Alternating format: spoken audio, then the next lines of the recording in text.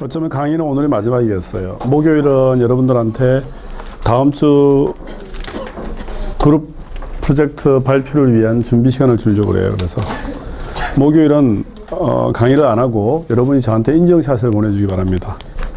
대신에 이 공간은 제가 오픈해 놓을게요.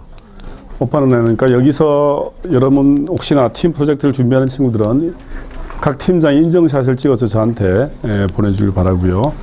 강의는 오늘 어쩌면 마지막일 테니까 집중하고 혹시나 그 기말고사와 관련해서의 부분은 오늘 질문하셔도 되고요. 그 다음에 우리가 발표하는 중에도 제가 시간을 좀 드릴게요. 자, 다음 주 화요일 날 수업은 1조에서 5조까지 발표입니다. 1조에서 5조까지. 근데 5조의 경우는 조금 딜레이 될 가능성이 있어요. 그래서 이제 그래도 준비를 해 오시기 바라고요. 그 다음에 다음 주 목요일은 이번 주 말고 다음 주 목요일은 6조에서 10조까지 준비해 주시고요. 그 다음에 그 다음 주 화요일이죠. 다다음 주 화요일은 11조에서 13조 이렇게 준비를 해 주시기 바랍니다. 자, 발표는 15분 분량이에요. 15분. 그래서 제가 여러분이 발표할 때 제가 여기 서가지고 이렇게 사인을 줄게요. 5분 전, 그 다음에 바로 끝, 뭐 이런 거. 그러니까 시간 배분을 잘 좀 한번 하셔가지고 발표 준비를 해 주시길 바라고. 발표는 우리 제가 빅데이터 보고서 외에 분석 평가 있죠. 평가 기준 EKU 사이트에 올려놨죠. 그죠? 그 기준에 따라서 가능하면 여러분들이 이게 왜 중요한지, 그 다음에 이제 왜 중요하고 뭐가 재밌는지를 이제 좀 얘기를 해 주시고요. 그 다음에 기존에 이거와 비슷한 어떤 분석 모델이라든지 접근 방법이 있으면 그걸 좀 소개하면서 기존의 그런 방법이 뭐가 문제인지 이걸 좀 이제 얘기를 해 주셔야 되겠죠. 그래서 우리는 결국 그런 기존의 문제점을 극복하기 위해서 우리는 이렇게 하고자 한다라고 하는 어떤 방법적인 부분에 대한 자세한 설명. 그래서 그 방법에 들어가는 거는 좀 자세하게 제가 말씀드리는 건 뭐냐면 어떤 요소를 어떻게 집어넣고 또 저 데이터는 어떻게 활용하고 그래서 이 다양한 데이터를 통해서 아마도 이런 결과가 도출될 것이다라고 하는 얘기들을 그런 얘기를 좀 해주시고요. 그 다음에 만약 결과가 있는 조그마한 결과라도 결과를 가지고 있는 그룹의 경우에는 그 결과까지 발표를 해주시기 바랍니다. 자, 그 모든 게 포함된 게 15분이에요. 15분. 그래서 PPT를 가능하면 준비해 주시기를 제가 바라고요. 진짜 뭐 나와서 해도 돼요. 그냥 말로 이렇게 다 해도 되는데 이게 굉장히 쉽지 않으니까 가능하면 PPT를 준비해 주시는데 PPT를 정말 잘 만들었다 안 만들었다의 기준은 평가 기준은 아니에요. 그 내용을 제가 보는 거지. 그러나 발표는 봐요, 제가.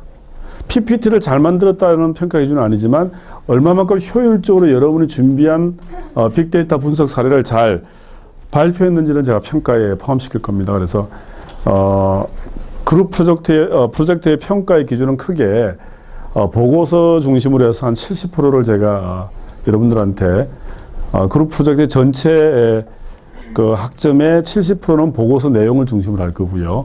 30%는 여러분이 얼마나 효율적으로 잘 발표했는지를 바탕으로 해서 PPT 발표하는 그걸 가지고 30%를 할 거예요. 그래서 팀 프로젝트는 전체 성적의 30%를 제가 배당을 하려고 합니다. 질문 여기까지. 자, 그 다음에 보고서는 언제 제출해야 됩니까? 그러면 아마 여러분들이 이제 PPT 발표하고 저도 질문하고 뭐 다른 학생도 질문하는 경우 있겠죠. 그러니까 그런 질문도 좀 이제 고려해가지고 여러분들이 다른 또 학생들이 발표하는 것도 봐야 되잖아. 그러니까 여러분 조뿐만 아니라 다른 조가 발표하는 것도 열심히 잘 청취한 다음에 여러분 보고서에 또 수정 보완을 하길 바래요. 그래서 최종 여러분 보고서는 마지막 13조가 끝나는 날이 화요일이잖아요. 그죠? 다다음 주 화요일. 그 다음에 이제 그 다음 목요일이 이제 시험인데 시험 보는 날까지 저한테 제출해 주시면 돼요. 그래서 시험 보는 시간이 2시잖아요.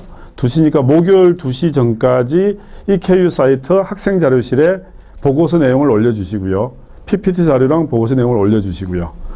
그 다음에 이제 그 시험 보고 종이로 된 버전을 저한테 하나 주시면 좋은데 뭐 제가 그냥 거기 볼게요. 여러분 근데 혹시나 여러분이 그게 문제가 생길 때가 있더라고. 일렉트로닉 파일이 잘 안 돼가지고 문제 생길 수 있으니까 가능하면 조장은 목요일 날 시험 볼 때 카피 한 부를 가져와서 제출해 주기 바랍니다. 10장 내외니까 그렇게 부담은 안 되니까.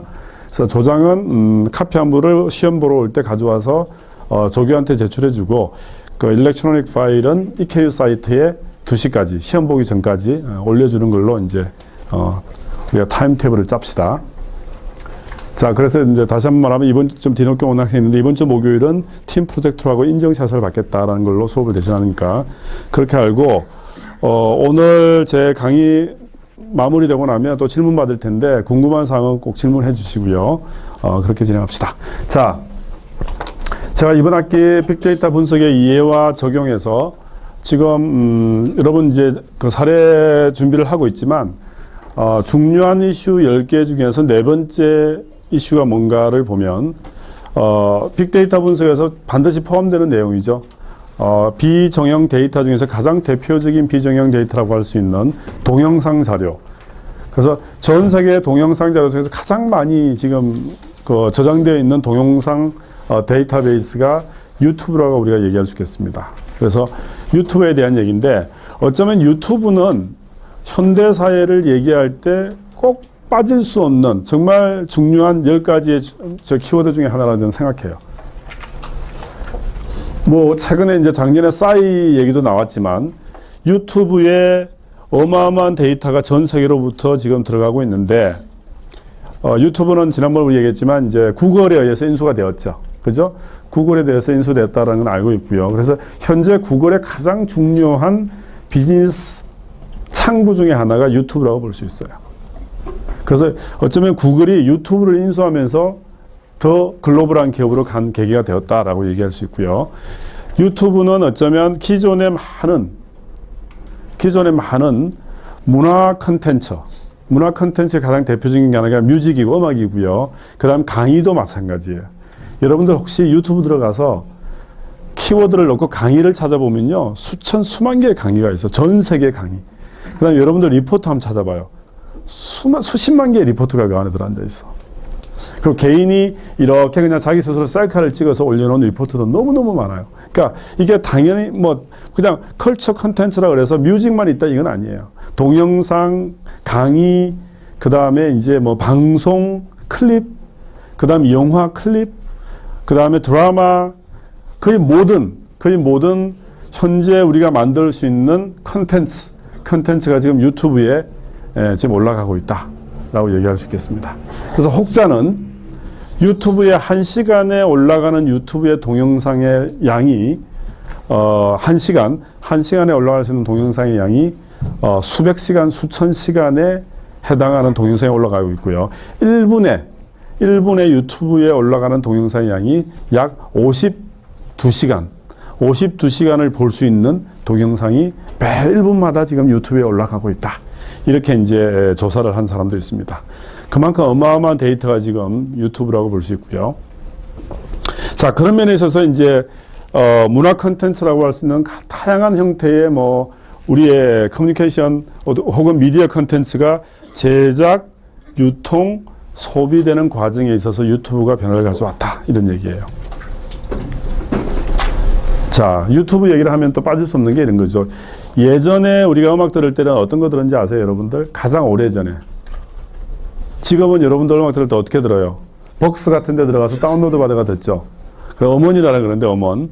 옛날에는 뭐였겠어요? 여기 저기 가로수길 있죠, 여러분. 가로수길 딱 현대고등학교에서 가로수길 딱 들어가려고 할 때 바로 첫 번째 골목 왼쪽에 딱 좌회전하면 내가 좋아하는 그 생맥주 집이 하나 있는데 한 잔의 추억. 혹시 가본 사람? 한 잔의 추억. 너도 가봤어. 그거 뭐가 제일 맛있냐 안주? 고추튀김 맛이잖아, 그지? 한 잔의 추억을 가라는 얘기 아니라 민우야 한 잔 지금 아니야. 가다가 한 잔의 추억 바로 앞에 보면 서브머린이라고 하는 노란색의 조그만한 그 DJ 박스 그 술집이 하나 있어요. 그 술집 지하로 내려가면 뭐 해주냐면 거기는 LP판을 틀어줘. LP라는 게 뭔지 알아요, 여러분들? LP? 이렇게 턴테이블로 돌아가는 거 있죠. 요렇게 요만해, 진짜. 요만한 거를 이렇게 탁 올려놓고, 요렇게 딱 올려놓으면 이게 턴테이블로 돌아가는 게 있는데, 그게 예전에 뭐 거의 50년 전, 뭐 거의 한 20년 전만, 30년 전만 해도 거의 그런 거예요, LP판. 그러면 이렇게 돌아가는 건데, 그러면 이제 카바에 이렇게 이제 음악을 넣는데, 거기 거의 뭐 10곡 정도가 들어앉아 있는 그런 LP판이에요. 그러면 거기 가서 노래 신청, 이문세의 붉은 노을 딱 신청했다 그러면, DJ가 이문세 5집을 막 찾아요. 벽이 막 한 벽면이 막 전부 다 LP판이야. 뭐 한 수만 장 돼요. 그럼 이걸 탁 뽑아가지고 거기다가 이제 이렇게 기름 종이 같은 걸로 쫙 한번 닦아요. 이렇게 쫙 먼지를. 제가 DJ 좀 해봤겠죠. 예. 그래서 딱 올린 다음에 요거를 탁 들어가지고 딱 원하는 노래에 탁 놓는 게 이게 기술이야. 그래서 어떻게 하는지 알아? 얘가 틀기 전에 다음 노래를 준비를 해요. 그러면 이게 턴테이블이 두 개야. 하나는 지금 음악이 놀고 있고, 누가 다 노래를 신청했잖아. 그럼 신청한 노래 판을 쫙 찾아가지고 거기다 턴테이블을 올려놓고, 이거를 본인이 이어폰을 낀 다음에 이렇게 돌려봐. 그 다음에 노래 시작하는 지점을 딱 찾아야 돼. 그리고 딱 고정시켜놓고 이제 딱 빼고 있다. 요 노래가 딱 끝나잖아. 그럼 여기를 탁 틀어주고. 그 다음에 요거는 다시 한번 딱 닦아가지고 다시 착 넣어서 다시 딱 꽂고. 이게 이제 예전에 요게 실제 여러분들 라디오 방송이나 TV 방송에서 음악 틀 때 이렇게 했다는 거예요. 그게 LP판인데 그 다음에 LP판이 뭐로 바뀌었어? CD 전에 있잖아. 카세트 테이프. 그거 알아? 카세트 테이프? 이렇게 선 쫙 들어가 있는 거 있어. 요만한 사이즈에. 그 카세트 테이프가 그 길거리에 보면 전부 다 카세트 테이프를 팔고 그랬어. 뭐 3,000원 뭐. 그래서 우리가 예전에 누구 생일이다 그러면 이제 뭐 딱 그걸 하나 사가지고 이렇게 전달하고. 그 다음에 거의 모든 차와 거의 모든 집에 카세트 테이프를 틀 수 있는 플레이어가 다 있었어요. 칙 들어가면 칙 도는데 가끔씩 감겨. 이게 막 감겨가지고 그러면 선을 뽑아 이렇게. 이게 뽑으면 이 조그마한 테이프가 엄청나게 한 100m 정도 되는 이 선이 뽑힐 정도로 그랬던 기억이 나요. 자, 카세트 테이프가 보통 플레이어가 하나예요. 근데 누가 또 이걸 또 아이디어를 낸 거야. 어떻게 냈냐면 2개짜리를 낸 거야, 양쪽에. 그러면 어떻게 될까? 이쪽에 틀어놓고 이쪽에서 뭐 할 수 있어? 녹음할 수 있지. 이해돼요? 그럼 여기다 딱 털어놓고 음악이 나오고 있으면 여기서 이제 리코딩을 딱 누르면 이게 녹음이 돼. 그 녹음해서 파는 거야, 이거. 학생들 중에 이걸 팔아서 부업으로 하던 친구들도 많았어. 자, 그 다음에 라디오에 노래를 신청해요. 라디오에서 뭐 이선희의 제이 얘기를 신청한다. 뭐 저 시절에 참 인기 있던 노래였어요. 제이에게. 제이 이런 노래 있었어. 그 노래를 신청하면 음악에서 나오잖아, 라디오에서. 딱 기다렸다가 라디오 나올 때 그걸 탁 눌러, 리코딩을. 그러면 이제 노래를 또 이렇게 하나 녹음을 하고 뭐 그랬던 시절이었는데, 그게 또 한참 인기가 많았어요. 카세트 테이프. 그 다음이 뭐야? 이제 여러분 말하는 CD. CD를 이제 팔던 시절이 됐죠. 그 CD에서 이제 음원까지 와 있고, 그래서 음악 컨텐츠마다 그렇게 다양하게 진행이 되고 있는데, 가장 최근에 중요한 건 뭐냐면, 음반 소니라든지 뭐 우리나라도 마찬가지지만 YG 그 다음에 JYP 같은 데서 실제 음악을 출시할 때 LP판은 더 이상 내지 않아요. 지금은 이제 음원 판매로 많이 주로 하죠. 대신에 CD는 내, 여전히. 그래서 CD 판매량이 보통 올킬했다. 그럼 CD 판매량이 보통 한 달에 10만 장. 이게 지금 이제 대박이야. 근데 여러분 아세요? 김건모라는 가수 있죠. 알아요? 김건모. 김건모의 가장 유명한 노래가 뭐였어? 뭐 잘못된 만남이라든지 하여튼 무진장 빠른 노래를 불렀던 친구가 김건모인데 이게 굉장히 빨라. RPM이 되게 빠르다 그러는데 그 김건모가 실제 출시했을 때 그 판 그게 카세트 테이프랑 CD가 얼마나 팔린지 아세요, 여러분들? 그 당시에 보통 100만 장이 넘어가요. 신승훈의 노래를 냈다. 150만 장. 조용필이 노래 냈다. 100만 장. 그리고 우리가 밀리언셀러라고 그랬는데, 그리고 1년 누적으로 봤을 때는 1000만 장 이렇게 팔았어요. 그 당시에는 거의 모든 사람들이 CD라든지 이제 카세트 테이프를 사용했는데, 지금은 음원으로 가다 보니까 어떤 문제가 발생하냐면, 저도 벅스에 15,000원을 내요, 매달. 그리고 제가 다운로드 받고 싶으면 무제한으로 다운로드를 받아. 그러다 보니까 내가 무제한으로 뭐 받을 이유가 없잖아. 그러니까 그래서 가까운 사람들한테 내 걸 알려줘. 야, 너 가서 다운로드 받아. 우리 아들, 우리 와이프, 친구, 뭐 우리 어머님까지 다 알려주고 벅서들 가서 다 내 아이디로 전부 다 15,000원으로 다 해결해 이제는. 그러면 안 되는데. 자, 그러는 시절이 이제 된 거죠. 자, 그런 변화 속에서 유튜브는 어쩌면 기존의 컬처 컨텐츠라고 할 수 있는 다양한 음악과 영화, 그 다음에 텔레비전 컨텐츠의 제작, 유통, 소비에 있어서 엄청난 변화를 가져온 게 맞다. 그런 면에서 중요한 현대 사회의 중요한 키워드 중에 하나라고 저는 얘기할 수 있겠습니다. 그 다음 청소년 같은 경우는 유튜브를 많이 본다는 얘기고, 문화 컨텐츠에 대한 얘기를 우리가 안 할 수 없겠죠. 자, 이 유튜브에 대한 관심도 우리가 많이 가져야 되고요. 어쩌면 싸이 같은 경우가 유튜브를 활용한 전형적인 어떤 음악의 유통과 판매에 대한 새로운 모델 이런 걸 제시했다라고 얘기하죠. 왜? 나 이제 뭐 싸이가 이런 얘기죠. 내가 이거 팔고 그러지 않을 테니까 그냥 유튜브에 올려놓을게. 너희들 보고 싶은 사람들 다 봐. 그래가지고 이제 광고로 먹겠다 이런 얘기예요. 내가 음악에 대한 판매로를 먹겠다는 게 아니라 유튜브에서 돈을 먹겠다는 얘기예요. 자, 유튜브에 싸이의 강남스타일을 틀었다 누군가가. 그럼 그 옆에 광고 뜨죠. 그거에 일부는 유튜버가 먹고 일부는 그 컨텐츠 제공한 사람이 먹는 거예요. 그러면 그 돈이 차라리 노래를 LP를 내든 CD를 내든 음원을 판매해서 버는 돈보다 더 많다라고 판단이 되면 어떻게 할까? 내가 그냥 공짜로 내겠다. 대신에 광고 수익 먹겠다. 뭐 이런 얘기죠. 이해됩니까? 자, 그와 같은 게 새로운 어떤 문화 콘텐츠의 유통 전략 중에 하나다. 이런 얘기를 우리가 이해할 수 있겠습니다.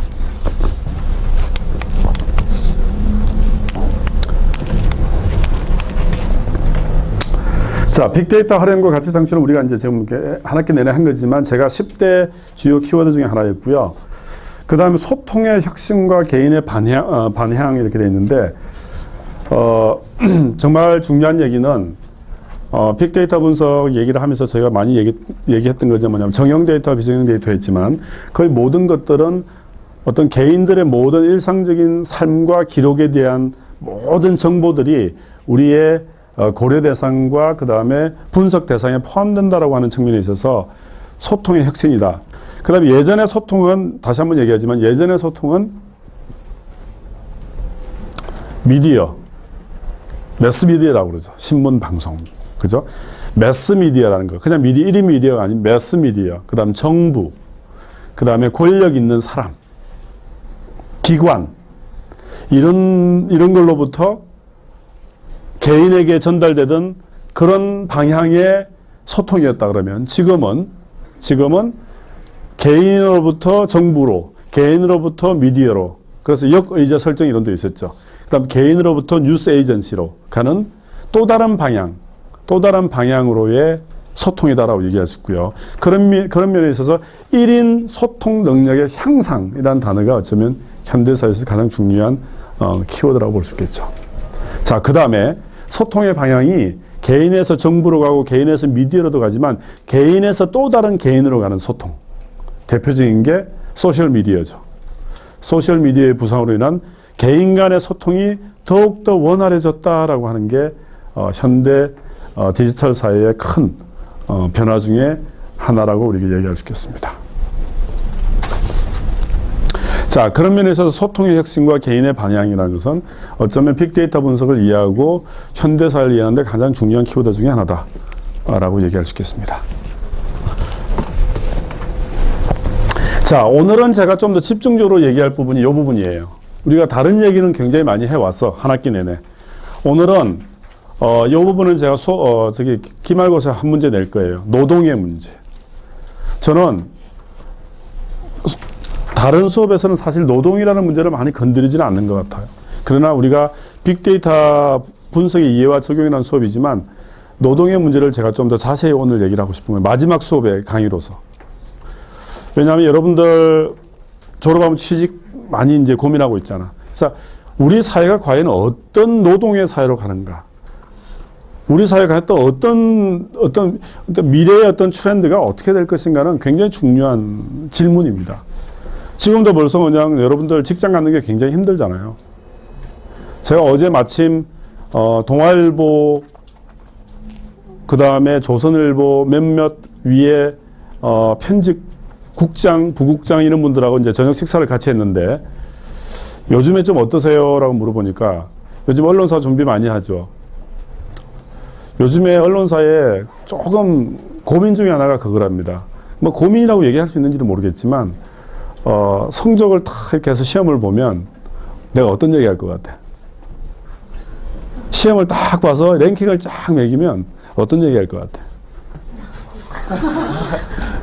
다 여학생이라는 거야. 그러니까 이게 이제 뭐 시험을 볼 거 아니에요, 그죠? 그 다음에 이제 글도 쓸 거 아니야. 그런 다음에 성적을 딱 먹여서 딱 보면, 상당히 많은 앞에 좋은 점수를 얻는 사람들이 다 여학생이라는 거예요.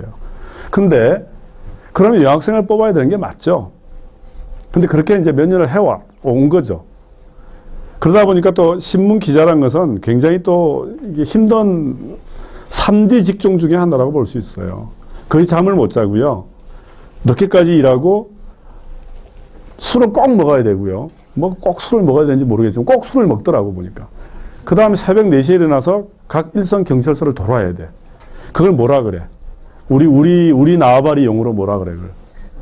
사스마리라 그러지. 그걸 이제 기자들 용어로 사스마리라 그래. 가스마리가 아니라 사스마리. 가슴이 얼마나 아팠으면 사슴이 되겠어. 사스마리라 그러는데 기자가 되면 보통 한 2, 3년 정도는 여러분들 뭘부터 출발하냐면 사회 초년병 기자는 각 경찰서라든지 파출소로 아침마다 돌아. 아니면 본인이 자신이 없으면 거기서 자.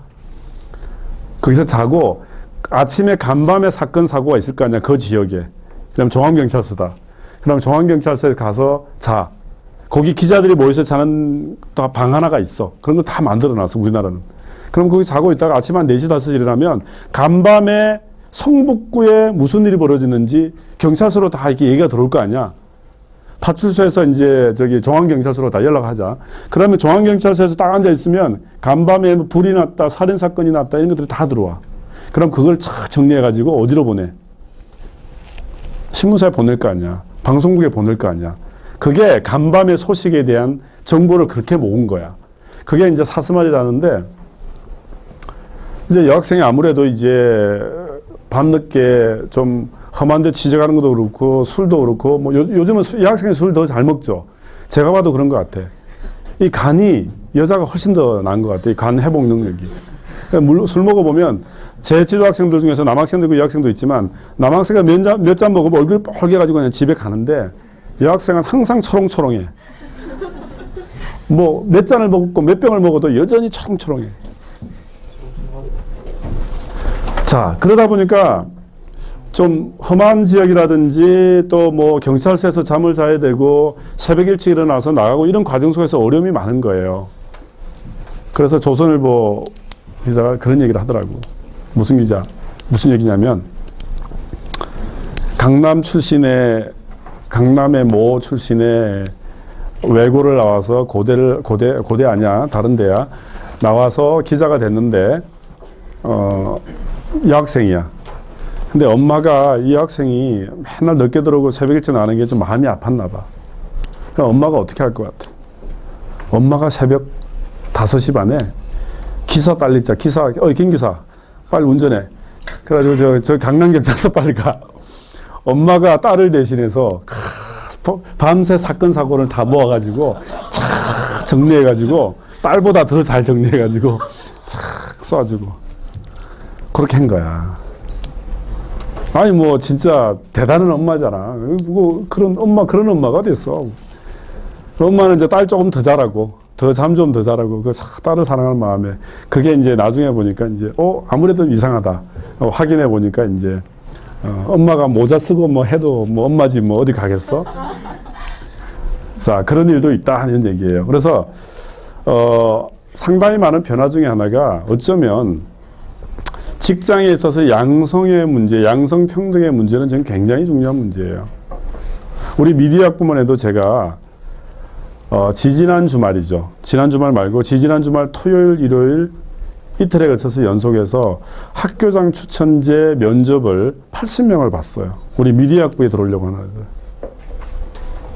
근데 그 중에 남학생이 별로 없어요. 거의 여학생이야. 3명이 남학생이고 77명이 여학생이야. 나는 향후에 있잖아. 정말 중요한 문제가 뭐냐면 직장이 없다는 것도 중요해요. 우리가 갈 직장이 없다는 것도 중요하지만 직장에서의 남성과 여성의 어떤 그 평등의 문제. 이거는 옛날에는 어디가 주로 여성들이 별로 이게 좀 하자 그랬잖아요. 그지? 지금은 내가 봤을 때 한 5년, 10년 지나면 여성들이 거의 더 중요한 자리에 가지 않을까. 그래서 모계 사회가 되지 않을까. 뭐 이런 나름의 제 판단을 해봅니다. 내 세대가 아니고 여러분의 세대에. 나는 죽어 이제. 죽고 나면 나는 괜찮아. 자, 그와 같은 어떤 미래에 대한 여러분들의 나름의 평가가 필요하다는 게 나는 현대사회의 노동의 문제라고는 봐요. 그 중에 하나가 양성의 문제가 꼭 포함이 된다. 자, 두 번째. 나는 지난번 그 얘기했죠. 스티브 잡스가 정말 위대한 역사를 만든 사람이라고 보지만 어쩌면 인간적으로 봤을 때는 조금 우리가 고민해 봐야 될 부분이 있다라는 생각이 들어요. 그 얘기했죠. 스티브 잡스가 새로운 기술을 만들면서 만들어진 직장의 수가, 직업의 수가 300만 개다 이런 얘기를 해요. 300만 개. 근데 스티브 잡스가 300만 개의 3밀리언의 직장 수를 만들면서 없애버린 직업의 수가 3천만 개. 그거의 10배라고 얘기를 해요. 왜? 스티브 잡스가 만든 PC, 애플 컴퓨터 한 대가 옛날에는 10명이 일하던 양을 다 해버린 거야. 10명이 모여서 일하던 양을 스티브 잡스가 만든 애플 디자인 컴퓨터 한 대가 한 사람이 앉아서 일을 하면 10명이 하던 일을 다 하고 있다는 얘기야. 쉽게 말하면. 그게 과연 좋은 건가? 자, 그런 게 여러분들에게 지금 적용되고 있어요. 여러분들이 나는 고려대학교 들어왔고 여러분들이 정말 우수한 사람이라 생각해. 내가 86학번이에요. 저는 거저 들어온 것 같아. 지금 생각하면.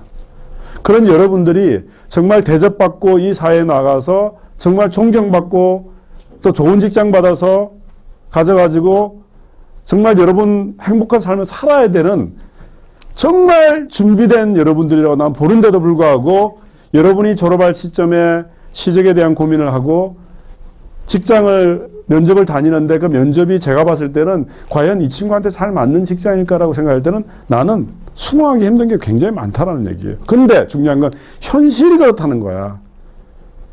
우리 사회 현실이 지금 직장 수가 너무 줄은 거야. 좋은 직장이 없어.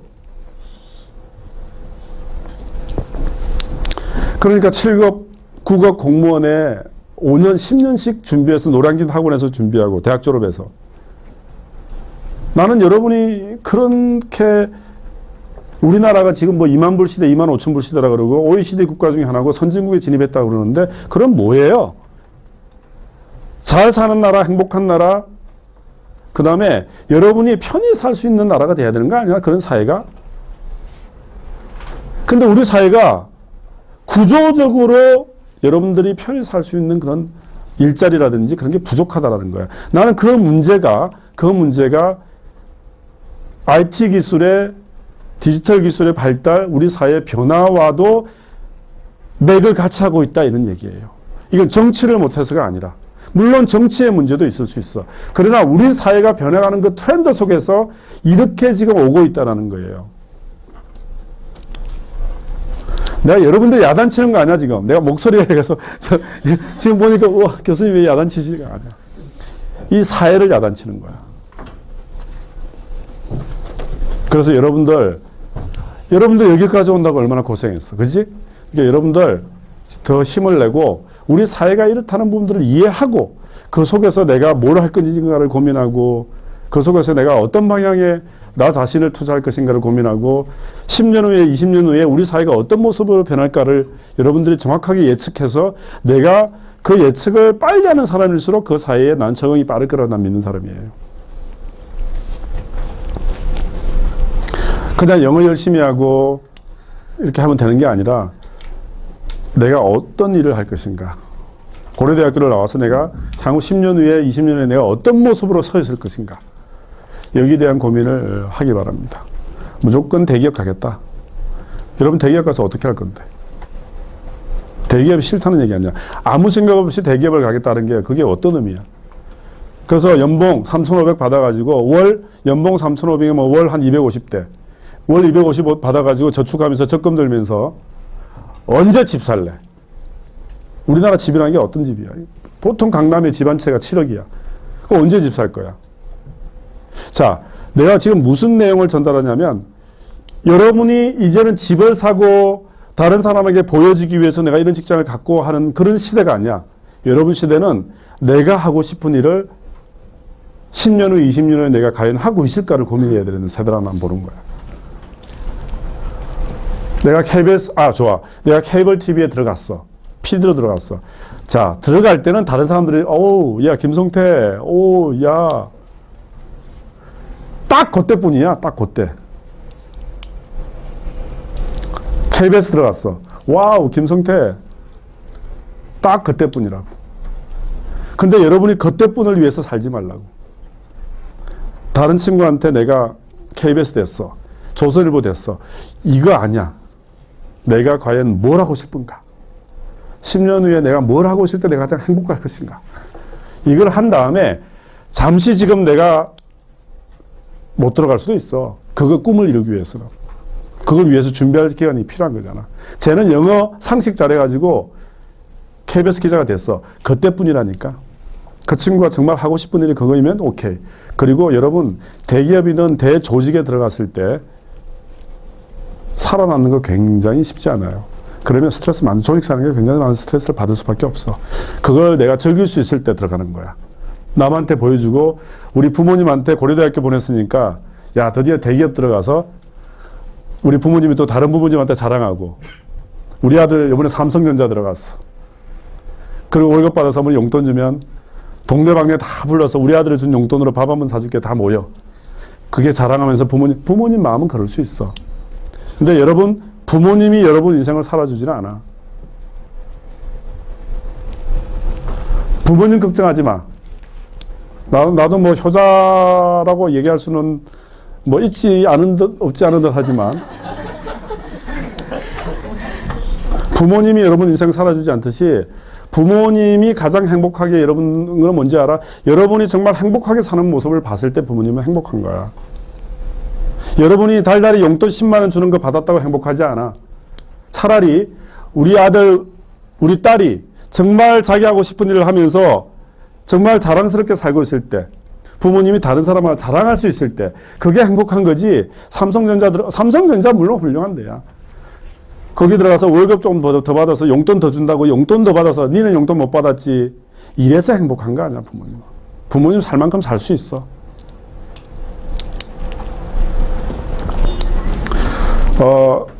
저도 아주 부족한 데서 자랐어요. 부산에, 여기 부산 출신이 있을지 모르지만, 부산 출신 있나? 부산에 사상이라는 데가 어떤 데인지 알지? 사상구. 서울로 치면 저 구로구 저기 정도 돼. 거기서 이제 시장에서 장사하시는 분이야. 올해도 지금도 장사하고 계셔. 그 장사하시는 우리 어머니 왜 그걸 그만두시려고 하지 않는지 알아? 우리 당신께서는 그게 즐거우신 거야. 집에 있는 것보다는 그게 나가서 그냥 시장 사람들이랑 어울리는 게 즐거운 거야. 그럼 그 시장 사람들 우리 어머님을 부를 때 뭐라 부를까? 고대 교수 어머님. 고대 교수 어머님. 우리 어머님은 그게 듣고 싶어서 시장 나가는지도 몰라. 고대 교수 어머님. 그걸 줄이면 좀 교수 어머님. 내가 가끔 부산 가면 시장을 갑자기 가요. 그럼 어머님이 이렇게 또 장사하고 계신 걸 보잖아. 나도 물론 그만두라고 그러고 싶지. 근데 내가 고려대학교 8학번 들어와서 졸업을 하고 유학을 갔어요. 아니, 부산에 서울로 치면 저기 구로구에 있는 시장에서 장사하시는 분 아들이 어떻게 미국 유학을 가겠어? 부모들이 그걸 어떻게 보낼 수가 있겠어? 그지? 근데 내가 그랬어요. 부모님 만나서. 지금 여러분들한테 한 얘기를 똑같이 했어요. 내가 당장 취직해서 엄마 아버지한테 용돈 드리는 아들이면 좋겠지만 그냥 5년만 좀 기다려달라. 5년만 기다려주시면 내가 어머님이 평생 자랑스러워할 수 있는 아들로 내가 올 테니까 용돈 5년 못 받더라도 어머님 친구의 아들이 어디 취직해가지고 용돈 받았다는 얘기 들리고 배가 아프더라도 5년만 기다려달라. 그렇게 얘기했어. 그래서 미국 갔어요. 물론 장학금 받고 갔지. 어머니한테 좀 돈도 좀 가지고는 갔지만. 그래서 미국 유학 가서 남들은 넉넉한 친구들은 유학 오면 뭐 타고 다녀? 뭐 타고 다녀? 차 타고 다니겠지, 그지? 나는 못 탔을 것 같아. 자전거 탔지, 자전거. 예, 자전거 타고 다니면서. 겨울에 자전거 타면요, 되게 힘들어요. 눈밭을 그냥 자전거 타고. 야, 남들은 뭐, 참 근사한데 이러지. 나는 근사한 게 아니지. 삶의 투쟁이지, 그냥. 그렇게 했어요. 그리고 이제 5년 만에 박사학위를 받고 들어와야 되는데, 우리 어머니가 약속을 못 지켰어. 왜? 미국에서 그냥 교수가 돼버린 거야. 그래서 미국에서 교수 생활을 5년 하다가 이제 10년 만에 한국을 들어왔는데, 지금은 나는 그게 잘한 선택이라고 봐요. 나는 그때 그냥 KBS 들어가고, 왜냐하면 그 당시에 SBS는요, 서류만 내면 됐어요. 이런 얘기 지금은 다른 데서 하지 마. 지금 SSPD 들으면 열받겠지만 그랬어, 실제. SBS가 오픈을 했는데 사람이 없으니까 어떡해. 전국의 서울대, 고려대, 연세대는 당연히 1순위고, 거기에 신문방송학과 학생들 있죠. 학생들, 4학년 학생들한테 서류 보냈어. 추천서. 이걸 가지고 가면 됐어. 그 시대에는. SBS가 개국했는데 사람이 없잖아. 그리고 막 케이블이 생겼어. 이러는데 사람이 없으니까 어떻게 하겠어. 다 추천서 받아가면 다 돼. 그래서 졸업할 때, 우리 신방과 졸업할 때, 86학번들 졸업할 때 최소한 추천서 10개씩 받았어. 그 중에서 골라가는 거야. 내가 여러분들한테 열받으라고 하는 얘기 아니야. 그때는 그랬다는 얘기야. 그 시절에는 그랬다라는 얘기야. 근데 여러분은 다른 시절이잖아. 나는 여러분이 내가 왜 내 개인 얘기를 하냐면, 마지막 수업에 왜 이 얘기를 하냐면, 여러분이 또 내 수업에서 다른 수업에서 볼 수도 있고, 또 나를 못 보고 또 졸업하겠지, 또 어느 사회생활 하다가 또 만날 수는 있겠지만, 내가 마지막 수업 강의에서 이 얘기를 하는 이유는 뭐냐면, 여러분들이 여러분의 인생이고, 여러분 부모 인생도 아니고, 다른 인생 절대 아니야. 여러분이 판단했을 때 여러분이 하고 싶은 거. 자, 그걸 결정했다 그러면 여러분들이 다른 사람을 설득시키기를 바래, 나는. 부모님이 마찬가지, 주위 사람도 마찬가지. 그래서 정말 여러분이 하고 싶은 일을 하기를 바라는 마음을 저는 갖고 있어요. 자, 노동 이야기 하고 있죠. 그래서 여러분이 원하는 노동을 하기 바랍니다. 세상에서 가장 좋은 노동은 내가 좋아하는 노동. 돈을 벌기 위해서 하는 노동이 아니라 내가 즐거우니까 하는 노동. 여러분, 제가 지금 즐거워 보이세요? 그럼 노 코멘트입니다. 교수 생활 한 15년 해보니까 노 코멘트입니다. 앞으로도 20년 돼야 되는데 즐겁게 해야지. 우리 즐겁게 여러분 후배도 내가 강의해야지, 그지?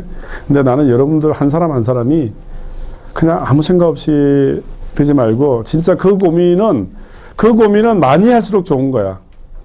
여러분 괜히 쓸데없이 카푸치노 먹을까 아메리카노 먹을까 이런 고민하지 마. 그러니까 아무거나 먹어도 되잖아. 비빔밥 먹을까, 뭐, 된장찌개 먹을까, 그런 거나 조금만 고민해. 막, 오늘 저녁 메뉴 벌써 고민하는 친구들이, 지금부터 왜 저녁 메뉴를 고민해? 지금은 내가 얘기한 거 고민할 거, 내가 얘기한 거 고민해. 그게 여러분들을 위한 적절한 고민이라고 난 보여져. 자, 그 와중에 봤을 때, 농경사회, 산업사회, 정보사회 얘기를 한 게 뭐냐면, 예전에 그런 고민의 중심은 농경사회는 토지였어요. 그리고 그 전에는 산업사회의 그런 고민의 중심에는 자본이 얼마나 돈을 많이 벌까 이런 얘기였어요. 정보사회, 정보죠. 자, 정보, 데이터, 그런 면에서 이번 빅데이터 분석의 이해와 적용은 여러분이 방금 얘기한 고민을 할 때 나는 이 수업의 내용이 그 고민의 해답을 찾는데 조금이라도 도움이 되기를 바라는 마음입니다.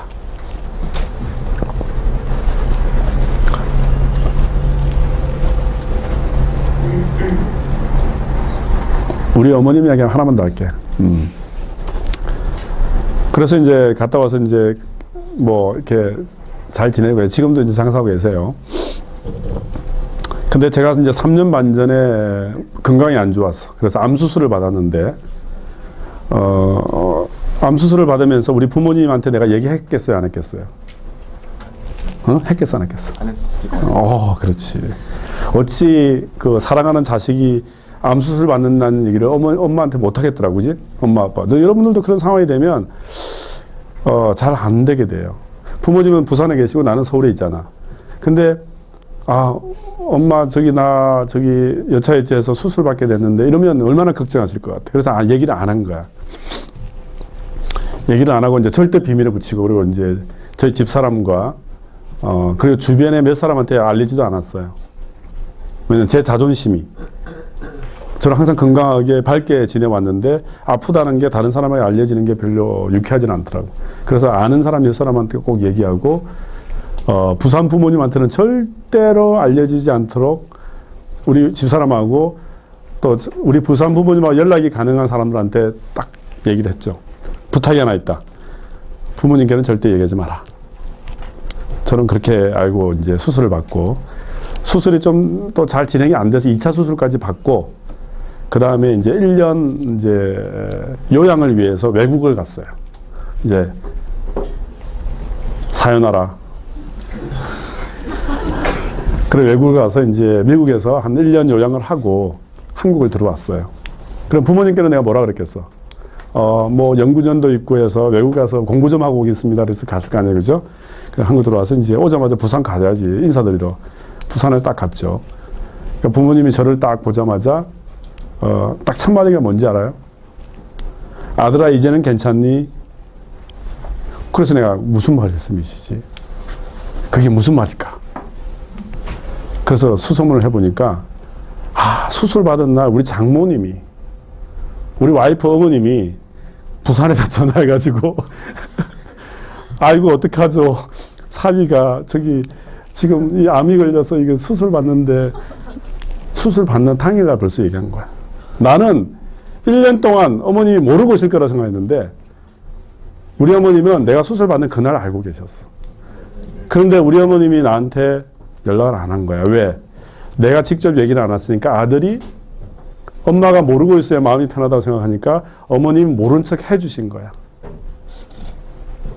아들이 수술 받아서 어떻게 됐는지 궁금한데 저한테 먼저 전화해서 한 번도 내가 알고 있다는 얘기를 안 하시고 1년 후에 딱 봤을 때 딱 첫마디가 아들아 이제 괜찮니?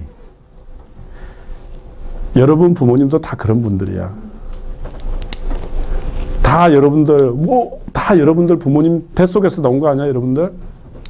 그런 분들이 여러분들 부모님이야. 그런 분들을 배신하고 여러분 꿈을 꿔. 내가 무슨 말 하냐면 그분들이면 여러분들을 얼마나 사랑하는 분들이야. 그럼 여러분이 생각하는 것만으로 이게 부모님을 위한 길이다라고 생각하는 것은 절대 아닐 수도 있다라는 얘기야. 정말 원하는 건 부모님 모두 한 분 한 분은 여러분들이 행복하게 여러분들이 자기 일하면서 사는 모습을 보는 게 행복한 거지, 여러분들 입장에서 이게 부모님이 좋을 거야 라고 생각하는 것들은 그보다 훨씬 크다라는 얘기야, 부모님들은. 자, 그런 생각을 좀 갖고, 진짜 여러분들, 자, 이번 학기 마치고 졸업하는 친구들 손 들어봐. 여기 이제 몇 사람, 한 10명쯤 되는데, 이 친구들은 이제 학교에서 볼 일을 어쩌면 뭐 상당히 좀 적지 않을까 생각은 들어. 그러나 정말 밖에 나갔을 때, 오늘 내가 한 얘기 꼭 잊지 말고 열심히 여러분들이 하고 싶은 일을 하기를 난 최선을 다해. 오케이? 다음 학기에 졸업하는 친구들. 오케이. 야, 벌써 졸업 아니니? 예지야, 벌써 졸업해, 너? 졸업할 때 됐어? 다음 학기 친구. 그 다음 학기. 한 1년 내로 졸업하는 친구들. 그래. 여러분들은 1년이라는 시간이 있으니까 조금 고민을 좀 진지하게 해주길 바래. 그 고민이 조금 더 깊은 고민. 내가 정말 뭘 하고 싶은가에 대한 고민이기를 나는 간절히 원합니다. 알겠습니까? 알겠습니까? 네. 알겠습니까? 자.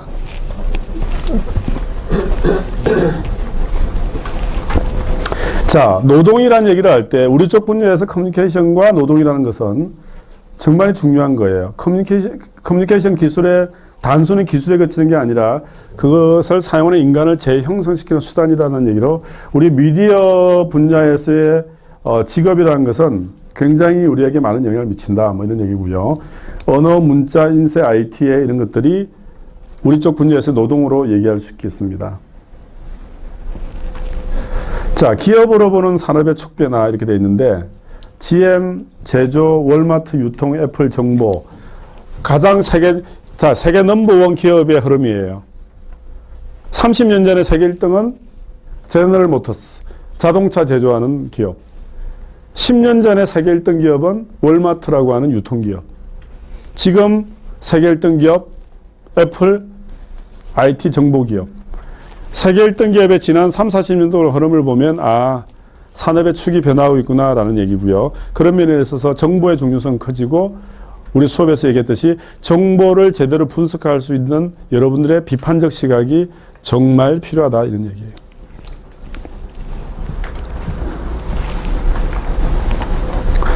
자, 그러면 여러분들 내가 이제 길게 얘기했는데 향후 10년, 20년 정도가 지났을 때 어떤 직업군이 형성될까?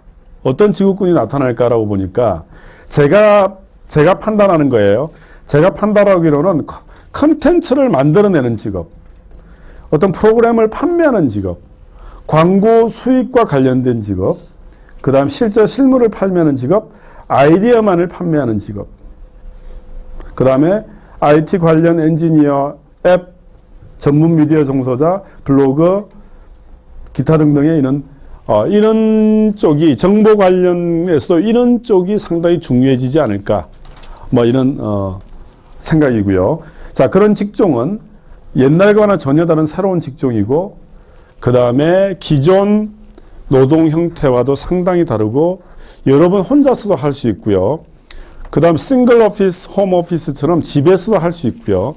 그 다음에 1인 미디어를 통해서도 진행이 가능한. 어쩌면 아이디어만 있으면, 아이디어나 좋은 컨셉만 있으면 여러분들이 성공할 가능성이 있는 그런 직업군이 형성될 수 있다. 라는 얘기를 할 수 있겠습니다. 자, 직업 개념의 변화. 그럼 직업을 바라보는 우리 생각의 변화도 이제는 정규직, 비정규직이라는 개념이 중요했는데 그런 개념보다도 더 큰 개념이 나오지 않을까라는 생각입니다. 여전히 불안정한 게 노동시장이고요. 자본과 노동자의 관계는 분명하죠. 계약에 의해서 월급을 받고 했던 관계에서 어쩌면 자기가 한 만큼에 대해서 돈을 가져가는 그런 유연성이 아마 존재할 거라는 생각을 합니다. 자, 최근에 여러분 알죠? 시간 단축제 알죠? 일주일에 45시간을 일을 해야 되는데 이 일자리는 일주일에 45시간이 필요한 일자리야. 근데 많은 사람들이 일을 일주일에 45시간 하기 싫어. 그럼 어떻게 할까? 두 사람이 나누는 거야, 그 일자리를. 한 사람은 25시간, 한 사람은 20시간. 그러면 한 일자리에서 두 사람이 고용된 효과를 받을 수 있죠. 그게 최근의 아이디어예요. 그래서 요즘에 그러니까 시간 공유제 박람회를 딱 하니까 수십만 명이 모였다는 거야. 자, 이게 가능성이 있어. 근데 또 막 한쪽에서 데모를 하고 있어. 누가? 비정규직. 지금 비정규직도 상당히 많아요. 그 비정규직에 종사하고 있는 분들이 왜 우리 영토까지 너희들이 침범하느냐. 이래서도 데모를 하고. 그러니까 이게 상당히 큰 핫 이슈고 우리가 어떻게 풀어가야 될지 모르지만 분명한 건 우리의 직업이 옛날과는 달라지고 유연화되고 있다. 거기에 대한 여러분들이 준비를 할 필요가 있다. 라는 말씀을 제가 드리고 싶네요.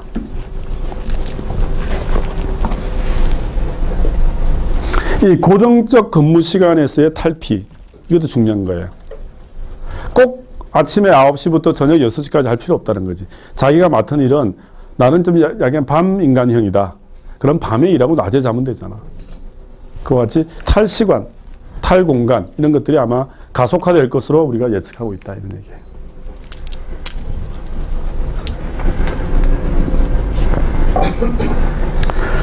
자, 자본이라는 거는 노동과 굉장히 결집되어 있는 컨셉인데 법에 따르면 자본의 종류는 경제자본, 사회자본, 문화자본으로 나눌 수 있다. 이런 얘기예요.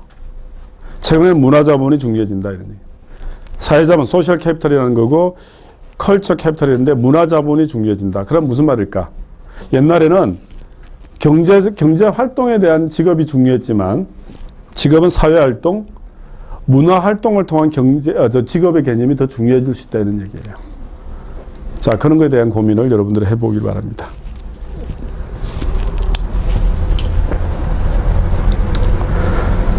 그 다음에 이제 감정노동의 문제.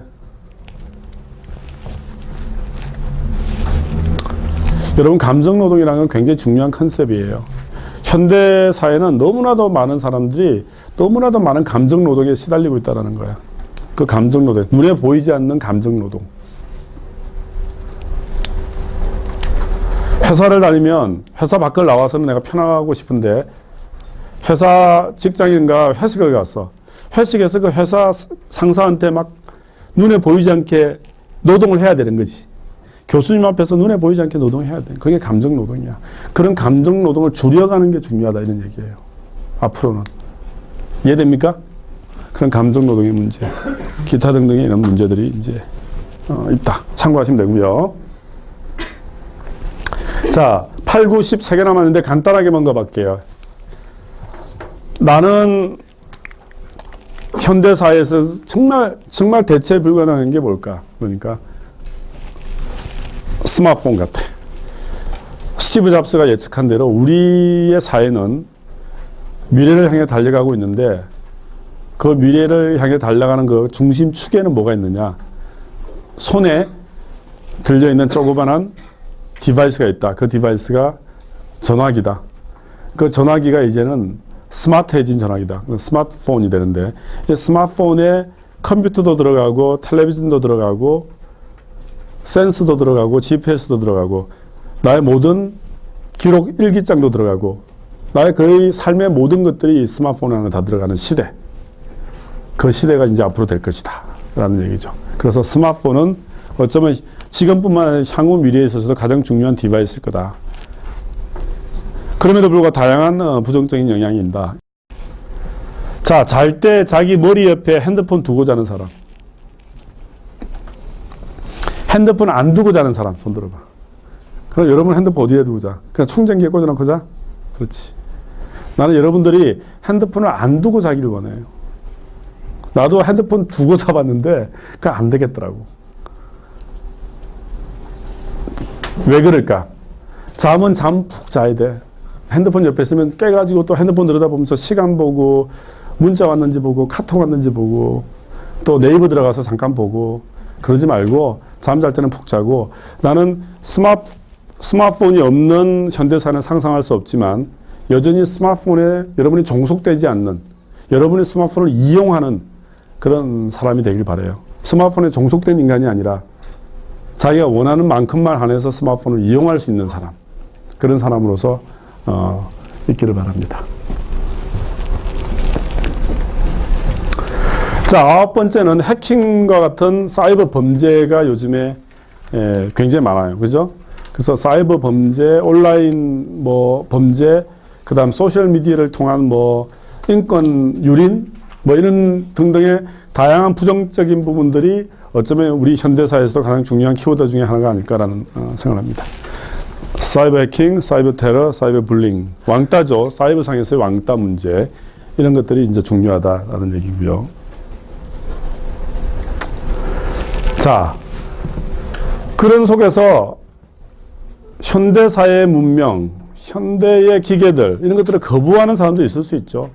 그래서 전화기 없이 살기, 인터넷 없이 살기, 그 다음에 인터넷과 전화기와 TV를 다 포기하고 조그마한 무인도 가서 사는 사람들, 시골에 가서 사는 사람들, 이런 사람들이 뭐냐면 현대 문명을 이용 못하는 게 아니라 스스로 이제 적극적으로 거절하기 시작하는 거죠. 그래서 현대 문명과의 저항이라는 키워드도 중요한데 여러분 잘 아는 아미시 집단. 아미시 집단 알죠? 아미시는 현대 문명을 거절하는 사람들이에요. 그래서 전기라든지 TV라든지 이런 것들을 거의 하지 않아요. 여러분 혹시 해리슨 포드가 나온 영화 위트니스라는 영화 본 사람? 위트니스 봤어? 거기에 보면 아미시 집단이 나와요. 엄마랑 아들이 그 아미시들이 모여 사는 그룹에서 벗어나서 이제 기차를 타러 갔는데 이 꼬마아이가 화장실에 들어갔는데 거기서 살인 현장을 목격하면서 벌어지는 얘기인데 혹시나 굉장히 재밌어. 위트니스라는 영화, 목격자라는 영화가 아미시 집단의 얘기인데 혹시나 시간 있으면 한번 봐요. 여러분이 너무 바빠서 볼 시간도 없겠지 뭐. 그 다음 디지털 피로감, 디지털 디톡스, 그 다음에 이런 등등 다양한 현대 문명을 거부하는 것도 우리 사회에 현재 살고 있는 우리 구성원들의 문화 중에 하나다 이런 얘기입니다. 자, 여기까지가 이번 학기 빅데이터의 분석의 이해와 적용, 제 강의는 여기까지고요. 강의 노트 다 EKU 사이트에 올라와 있으니까 여러분들이 다시 한 번 더 확인하시길 바라고, 시험 문제도 그 안에서 낼 거고, 지난번 얘기했죠, 지난주에. 그 범위 내에서 시험 준비해 주시면 되고요. 시험은 뭐 1시간 정도 여러분이 쓸 수 있는 내용으로 제가 낼게요. 그래서 이제 답을 하시면 되고, 이제 다음 주부터 팀 프로젝트 시작되는데, 좀 준비를 좀 잘 해주셔가지고, 우리 모든 학생들이 다른 조에서 발표하는 사례를 통해서 많이 배웠으면 좋겠어. 그러니까 이 수업을 듣는 애들은 13개의 우리가 실제 해본 빅데이터 분석 사례를 배울 수 있는 기회였으면 좋겠다. 그래서 모든 학생들이 정말 자기 조 발표할 때 최선을 다했으면 좋겠어요. 그게 왜냐하면 우리 조 발표도 되지만 다른 학생들이 여러분 조 발표를 통해서 배울 기회가 되는 거죠. 그래서 수업 3번을 통해서 우리가 발표하는 거니까 여러분들이 좀 준비를 잘 해서 발표를 해 주시기를 다시 한번 제가 부탁을 드릴게요. 알겠습니까? 자, 수업은 여기까지 하고 지금 한 15분 남았으니까 각 팀별로 또 마지막 얘기를 하고 저한테 질문 있는 팀은 손 들어 주시기 바랍니다. 여기? 오케이.